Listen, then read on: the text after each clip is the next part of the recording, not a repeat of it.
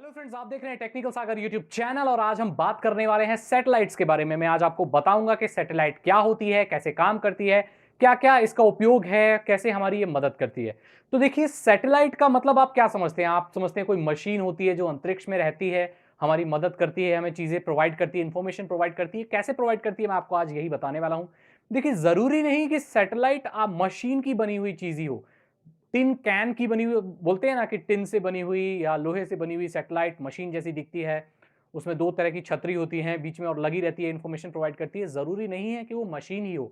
Satellite कुछ भी हो सकती है। इवन जो आप कह सकते हैं प्राकृतिक तौर पर भगवान ने भी बनाई है सैटेलाइट, जो आप रोज देखते हैं या आप कभी कभी देखते होंगे, जिसे कहते हैं चांद। जो चांद है, मून है, ये एक नेचुरल एक सैटेलाइट ही है ये।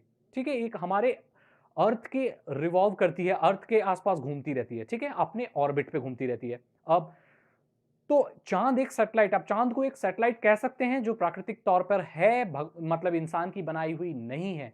ऐसे ही इसी से प्रेरणा लेकर चांद घूमता है, ठीक है, रिवॉल्व करता है हमारी पृथ्वी के। तो इसी से प्रेरणा लेकर मशीनें बनाई गई जो अब ऑर्बिट में रहेंगी और पृथ्वी के चक्कर लगाएंगी। अब चक्कर लगाने से फायदा क्या होगा? चक्कर लगाने से वो अर्थ के पास कुछ डाटा दे सकती है, मतलब पृथ्वी पर कोई डाटा छोड़ सकती है, पृथ्वी से डेटा ले सकती है, कोई इंफॉर्मेशन प्रोवाइड कर सकती है। अब पृथ्वी के हर कोने कोने की जानकारी हमें लेनी है। ठीक है, अब मैं मान के चलता हूं, मैं आपको बताता हूं जीपीएस के बारे में। चलिए, आपको पता है जीपीएस यूज होता है, उसमें सैटेलाइट की मदद से होता है। अब आप जगह के मैप वगैरह एरोप्लेन में भी चल के ले सकते हैं, लेकिन कितनी दूर जाएंगे, कितना ऊपर जाएंगे? आपको पता है जितना ऊपर जाएंगे उतना ज्यादा एरिया आप कवर कर पाएंगे। तो सैटेलाइट तो भैया अब स्पेस में है ना, और एरोप्लेन तो थोड़ा नीचे ही उड़ेगा, स्पेस में तो नहीं उड़ेगा। तो इसीलिए ऊपर सैटेलाइट रहती है और वो सारी इंफॉर्मेशन हमें प्रोवाइड करती रहती है। अब देखिए, ऑर्बिट होते हैं, जो एरिया होता है, जो अर्थ के आसपास जो चक्कर, आपने देखा होगा, आपने सौर सौर मंडल के बारे में पढ़ा होगा, तो आपको पता होगा कि ऑर्बिट होता है पृथ्वी के आसपास, उसमें सैटेलाइट्स घूमती हैं। अब एक पास वाला ऑर्बिट होता है, फिर मीडियम, फिर एक सबसे दूर होता है। तो एक लियो होता है, मैं शॉर्ट फॉर्म बोल रहा हूं, उसको कहते हैं लो अर्थ ऑर्बिट। ठीक है, उसके बाद होता है मीडियम अर्थ ऑर्बिट। ठीक है, उसके बाद high, low, medium and high. ये डिस्टेंस बताता है, लो वाला पास होगा, मीडियम वाला थोड़ा उससे दूर, लो वाला कुछ हजार किलोमीटर पर होता है, और मीडियम वाला 20,000 किलोमीटर पर होता है, और जो हाई वाला है वो 36,000 किलोमीटर से भी दूर हो सकता है ऑर्बिट। ठीक है, तो अलग अलग ऑर्बिट में अलग अलग तरह की सैटेलाइट्स चलती हैं। जो जीपीएस नेविगेशन वाली सैटेलाइट होती है, जो आपके फोन में आपको रास्ता बताती है, सैटेलाइट से ही बताती है, वो मीडियम पे होती है। ठीक है, करीब 20 से 22,000 किलोमीटर ऊपर दूर। ठीक है, सबसे लास्ट में होती हैं वो बिल्कुल बहुत दूर होती हैं, 36,000 किलोमीटर से भी दूर हो सकती हैं वो। अब आपने सुना होगा कि मौसम की जानकारी लेते हैं। ठीक है, और खेती बाड़ी जो करते हैं, कृषि में जो है, एग्रीकल्चर में जो है, तो फसल के बारे में इंफॉर्मेशन चाहिए, वेदर के बारे में इंफॉर्मेशन चाहिए, टेम्परेचर के बारे में इंफॉर्मेशन चाहिए।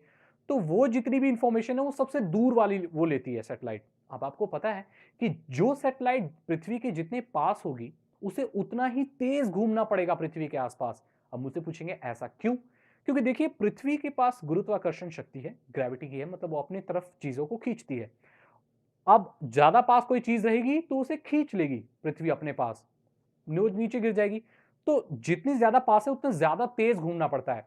आपने अगर कभी लट्टू घुमाया होगा तो आपने देखा होगा, लट्टू जब तक तेज घूमता रहता है वो गिरता नहीं है, सीधा रहता है। कई बार लट्टू घूमता रहता है, एकदम लगता है कि जैसे वो टिप पर ही खड़ा हुआ है, लेकिन वो खड़ा नहीं रहता है, वो घूमता रहता है, इसीलिए वो स्टेबल रहता है। ऐसे ही जो सैटेलाइट पृथ्वी के जितने पास रहती है उसे उससे उतने तेज घूमना होता है।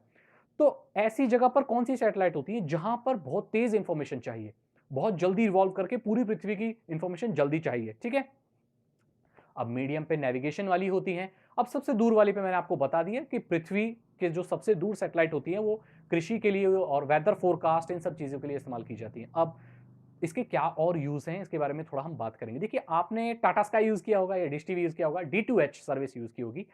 तो पहले जब हमारे यहाँ केबल टीवी होता था तो जिस ऑपरेटर से हम लेते थे वो भी सैटेलाइट यूज करता, मतलब छतरी यूज करता था, डिश। बहरहाल उसके पास बड़ी छतरी हुआ, बड़ी डिश हुआ करती थी। फिर वो सबसे स्प्लिट करके सबके घर में केबल का तार आता था, आप टीवी में लगाते थे, टीवी देखते थे। आजकल सभी लोग छोटी छोटी अपने घर में डिश लगाने लगे, छतरी लगाने लगे। आपने कभी सोचा ये कैसे काम करती है? मैं आज आपको बताता हूँ। देखिए, जो ब्रॉडकास्टर्स होते हैं, जो चैनल चलाते हैं, चैनल पहले सैटेलाइट में ब्रॉडकास्ट होता है, ठीक है? चैनल चल गया, चैनल की जो बीम एक आप कह सकते हैं तरंगे अंतरिक्ष में गई सैटेलाइट तक। अब सैटेलाइट तो बहुत दूर है, फिर सैटेलाइट उस सिग्नल को रिसीव करती है ब्रॉडकास्टर से, ब्रॉडकास्टिंग सेंटर्स से, जो टीवी के होते हैं, और उन्हें प्रोसेस करती है, फिर वो वापस छोड़ती है, ठीक है?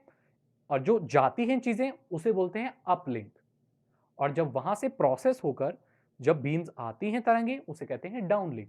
तो आप जो अपने डिश में तरंगे रिसीव करते हैं, उसे डाउनलिंक भी कहा जाता है। और जो ब्रॉडकास्टर्स होते हैं, जो छोड़ते हैं तरंगे, उसे अपलिंक कहा जाता है। ऐसे आपका टीवी काम करता है। आप टीवी में वो कम डाटा तो आता नहीं, आपको पता है आजकल तो डिश टीवी एचडी हो गया। एचडी को चलाने के लिए बहुत ज्यादा बैंडविड्थ चाहिए होती है, ठीक है? बहुत ज्यादा, अब डेटा ही तो आ रहा है ना, इंफॉर्मेशन आ जा रही है। तो जरा सोच के चलिए कि अगर इंटरनेट भी डिश से चलने लग जाए तो कितना फास्ट इंटरनेट आप चला सकते हैं। इंटरनेट की दुनिया में ये क्रांति हो सकती है कि आप इंटरनेट ऐसी छतरी से सबको इंडिपेंडेंट लगा के चला सकें, बैंडविड्थ ज्यादा होगी। अब आपने देखा है कभी जब बारिश वगैरह आ जाती है तभी थोड़ा सा डिस्टर्ब करता है, लेकिन परफेक्ट चलता है टीवी अगर नॉर्मल कंडीशन हो तो, ठीक है? अब ये ऐसे काम करता है। अब मैंने आपको सैटेलाइट्स के बारे में बता दिया ये कैसे काम करता है। बहुत पुरानी बात है, ये नए नहीं है। 1945-46 में इसका शुरुआत हो गई थी। इसकी प्रेरणा मैंने आपको बता दी, चांद से आई है। अब जो सैटेलाइट्स होती हैं, अब वो किसी एक कंपनी की तो नहीं, किसी एक की जागीर तो नहीं है। अब क्या होता है, और एक कंपनी अफोर्ड भी नहीं कर सकती कि अपनी खुद की सैटेलाइट डाले। तो सरकार सैटेलाइट्स डालती है, उसमें आप शेयर ले सकते हैं, सरकार से बात कर सकते हैं, या इवन अगर कोई बड़ी कंपनी भी है तो वो अपनी खुद की सैटेलाइट भी डाल सकती है, फिर वहां से ब्रॉडकास्टिंग कर सकती है। जितने भी टेलीफोन्स वगैरह कई बार सैटेलाइट टेलीफोन्स भी होते हैं जो नेटवर्क से काम नहीं। अब फोर्सेस वाले लोग हैं, जो आर्मी वाले लोग हैं, उनके तो नेटवर्क से उनको लेना देना नहीं रहना चाहिए। क्यों?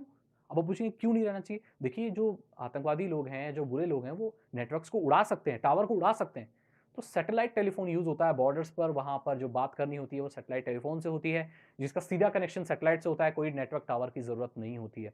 ऐसे ही मैं आपको बता दूं कि जो सैटेलाइट है वो कई बार खराब हो जाती है, उसको ठीक नहीं कर सकते हैं, फिर वो स्पेस में कचरा फैलता रहता है।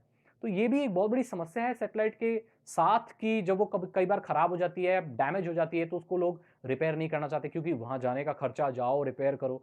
तो ऐसे केस में जो सैटेलाइट वो खराब होती है, अब हट खराब होकर हट तो नहीं सकती है, क्योंकि वो ऑर्बिट में ही है ना, तो ऑर्बिट में कचरा घूमता रहता है। स्पेस में बहुत ज्यादा कचरा हो रहा है, मैं आपको बता दूं। वहां भी बहुत ज्यादा कचरा हो रहा है, और वहां भी कोई सफाई अभियान जरूर चलाना चाहिए, हमें ऐसा लगता है।